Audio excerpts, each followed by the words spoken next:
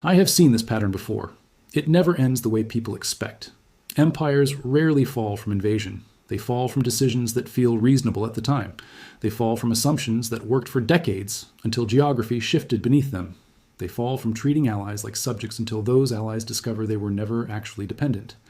Most people think resource wars happen with tanks and missiles. They imagine armies seizing oil fields and navies blockading ports. They picture dramatic confrontations where one side wins and another surrenders. This is the Hollywood version of power. The real version happens in conference rooms where treaties get signed and nobody pays attention to the technical language buried in environmental agreements.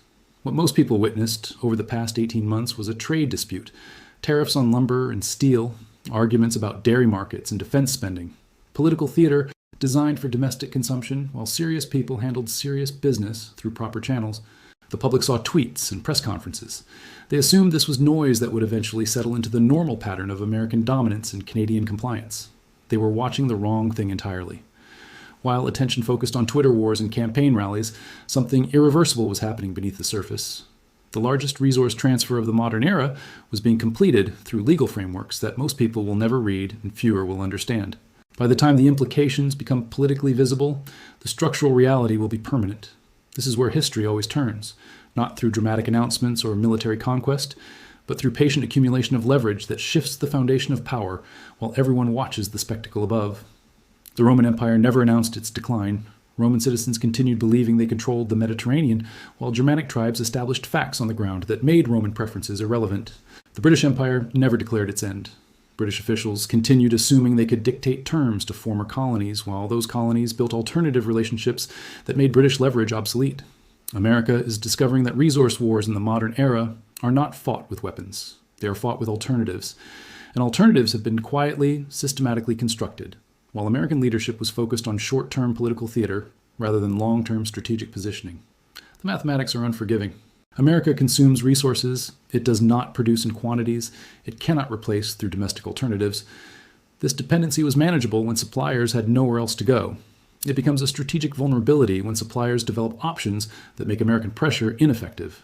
Canada controls 20% of global freshwater, while the American Southwest faces structural water deficits that conservation cannot solve. Canada confirmed the largest helium-3 deposits ever discovered, while American fusion research remains dependent on fuel supplies it cannot access domestically. Canada sits on critical mineral formations worth $473 billion, while American military contractors cannot produce advanced weapons without materials they do not control. These are not temporary market fluctuations. These are permanent geological realities that create permanent strategic dependencies. And those dependencies just shifted from implicit arrangements based on assumed goodwill to explicit frameworks controlled entirely by Canadian discretion. The sophistication of what happened deserves recognition. This was not resource nationalism in the crude sense of threatening supply cutoffs or demanding immediate concessions. This was systematic construction of legal mechanisms that make Canadian approval necessary for American solutions to American problems. Water access requires Canadian regulatory approval under terms Canada established. Fusion energy development requires Canadian mineral exports under partnerships Canada negotiates. Critical mineral supply chains flow through processing facilities Canada controls. The effect is that every major American strategic initiative now depends on Canadian cooperation that Canada grants or withholds based on Canadian interests rather than American preferences. This represents the most fundamental shift in North American power relations since the continent was first industrialized. American officials are beginning to recognize this reality through experience rather than analysis.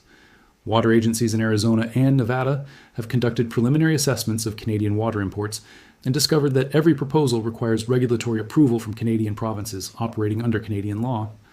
Defense contractors seeking alternatives to Chinese rare earth supplies have found that Canadian critical minerals come with technology transfer requirements that make Canadian companies partners rather than suppliers. Energy companies planning fusion power development have learned that Canadian helium-3 extraction is managed through Canadian crown corporations that prioritize Canadian economic benefits over American energy security. The pattern is consistent across multiple sectors.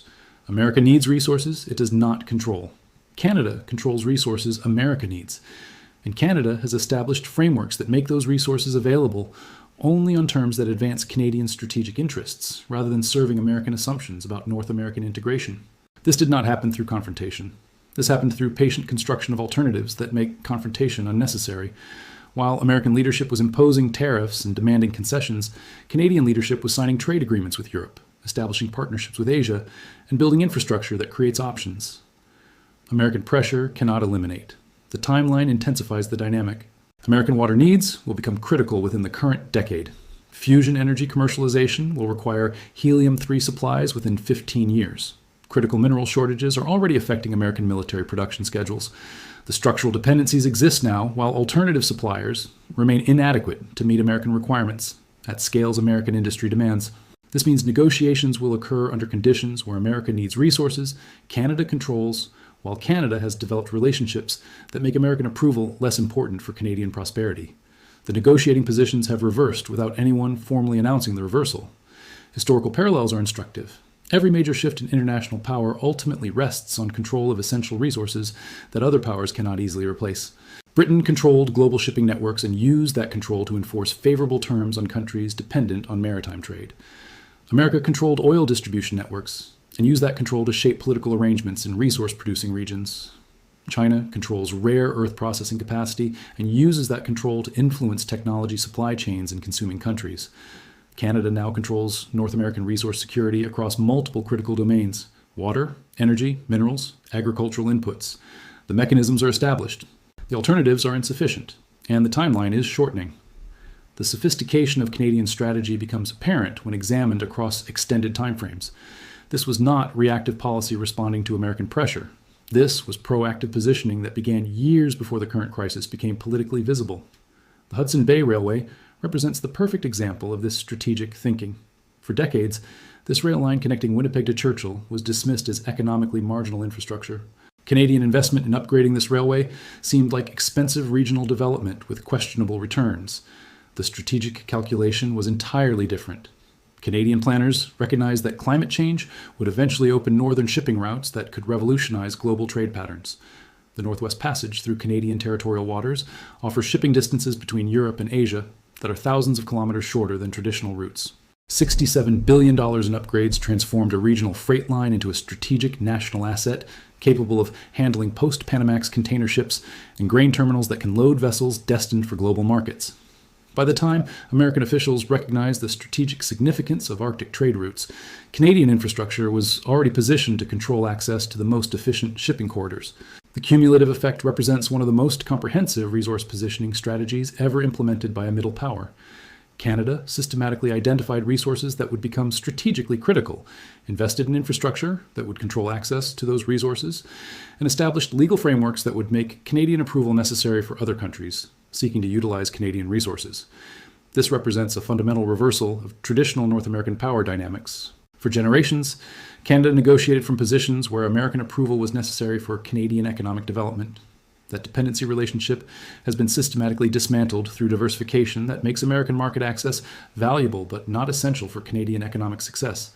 The American response reveals how difficult it is for powerful nations to recognize changed circumstances. Publicly, there is minimal acknowledgement that structural dependencies have shifted. Resource scarcity is treated as a temporary challenge that American innovation and American investment will eventually solve through domestic alternatives. The possibility that America might need to negotiate for resource access on terms other countries establish is not part of mainstream political discourse. This psychological resistance follows predictable patterns. Dominant powers always interpret challenges as temporary disruptions, rather than permanent shifts in underlying conditions. They assume their advantages are renewable through effort and investment, rather than recognizing when those advantages have been structurally undermined by changes beyond their control. The Pentagon commissioned urgent studies on critical mineral security when Chinese export restrictions revealed American vulnerability. The conclusions were classified, but the implications became visible through policy changes that prioritized any alternative to Chinese dependence. Canadian resources represented the perfect solution: geographically accessible, politically reliable, technically extractable. What those studies did not anticipate was that Canada would establish frameworks making those resources available only on Canadian terms. Similar miscalculations occurred across multiple sectors. Agricultural planners assumed Canadian water could supplement American supplies during shortage periods without considering that Canada might establish regulatory barriers requiring comprehensive partnerships rather than simple commodity transactions. Energy strategists assumed Canadian mineral resources would flow to American processing facilities as they had historically, without recognizing that Canada was building integrated supply chains designed to capture maximum value domestically. But at operational levels, recognition is growing. Defense planning documents now include resource security as a strategic vulnerability. Trade negotiators understand that Canada operates from a fundamentally different position than existed during previous agreement cycles. State governments are exploring every possible alternative to external dependency and discovering that alternatives cannot scale quickly enough or cheaply enough to eliminate the structural reality. This gap between operational recognition and political acceptance is where leverage operates most effectively. America recognizes resource challenges as problems requiring solutions. American leadership has not yet accepted that solving those problems requires accepting terms other countries establish. The interval between recognition and acceptance is when dependencies become politically exploitable. Canada is operating in that interval with remarkable precision. No threats to withhold resources, no demands for immediate concessions. Just patient establishment of frameworks that make Canadian approval necessary when American needs become undeniable. This represents resource strategy at its most sophisticated.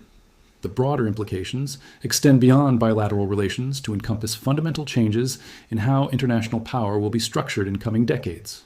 Countries controlling essential resources that other countries cannot replace or substitute will possess leverage that traditional measures of economic or military strength cannot counterbalance.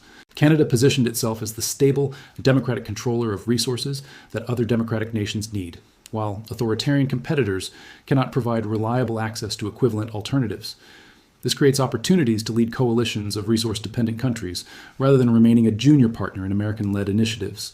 The transformation happened quietly while attention was elsewhere, through legal frameworks that seemed technical rather than strategic, through international partnerships that appeared commercial rather than political, through patient accumulation of small advantages that compound into structural transformation. By the time this becomes politically visible to general populations, the structural reality will be permanent. The frameworks giving Canada control are already established. The alternatives that would eliminate American dependency do not exist at required scales. The timeline for crisis is shorter than the timeline for developing viable substitutes. This is what irreversible looks like before people recognize it as irreversible.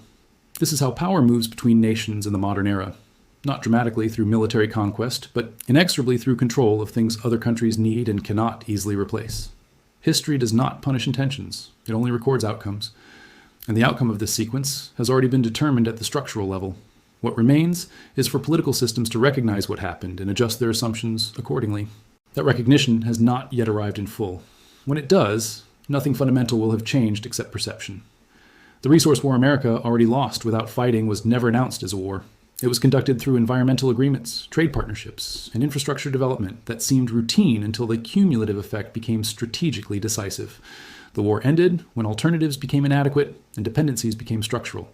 Everything since then has simply been delayed recognition of results that were already determined. The mechanics of this defeat follow patterns visible throughout history. Powerful nations always assume their advantages are permanent until geography renders those assumptions obsolete. Rome assumed Germanic tribes would remain fragmented until those tribes discovered unity made Roman legions irrelevant. Britain assumed colonial markets would remain captive until those markets found alternative suppliers who offered better terms. America assumed Canadian resources would remain accessible regardless of how Canada was treated. This assumption survived decades of evidence suggesting it was becoming less reliable. Now it has collided with geological realities that make Canadian cooperation essential rather than optional. Most people still do not know this happened. They will discover it when recognition becomes politically unavoidable. By then, the frameworks will be established, the alternatives will be exhausted, and the dependencies will be permanent. And Canada will be operating as a resource power with options, rather than a supplier with obligations. This is how these transitions always feel to populations experiencing them. Surprising, despite being entirely predictable to anyone watching Foundations, rather than headlines. The resource war is over. The results are permanent. Recognition is simply delayed until circumstances make denial impossible.